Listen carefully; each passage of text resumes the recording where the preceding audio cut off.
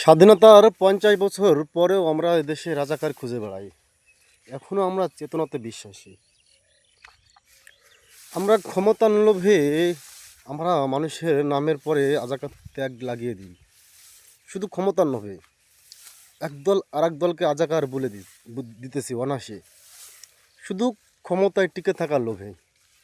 আর এই আমাদের ক্ষমতার টিকে থাকার লোভে আমাদের দেশকে আমরা ধ্বংস করতেছি।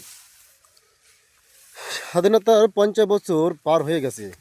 পৃথিবীর অনেক দেশ আছে যারা স্বাধীনতার এত বছর পরে কত উন্নত, কিন্তু আমরা কত পিছিয়ে। কারণ আমাদের মধ্যে শুধু চেতনা, কে রাজাকার, এই নিয়েই ক্ষমতা দখল করি। কারণ আমরা একটা জিনিস বিশ্বাস করি, কাউকে রাজাকার লাগাই দিতে পারলে যে না, সে দেশকে আর ভালোবাসে না। আসলে কি রাজাকার আর আমাদের বাংলাদেশ কি আছে? আর যেখানে স্বাধীনতার ৫০ বছর পরে সে রাজাকাররা কি বেঁচে থাকার কথা? থাকলেও কি আর তাদের আর সেই জ্ঞান শক্তি আছে, সেই বাহু শক্তি আছে? তো সেজন্য আমাদের এই জাতি এখন পর্যন্ত আমরা উন্নত হতে পারে নাই। এখন পর্যন্ত আমরা আমাদের এই দেশের অভাব যায় নাই, আর যাবেও না। কারণ এই স্বাধীনতার ৫০ বছর, ১০০ বছর পরেও দেখবেন শুধু রাজাকার খুঁজবে দেশে।